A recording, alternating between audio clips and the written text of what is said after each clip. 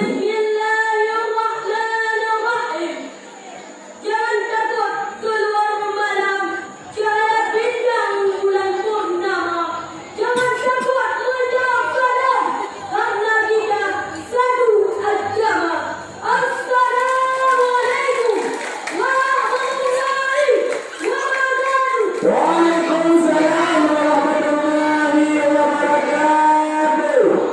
Alhamdulillah, alhamdulillah.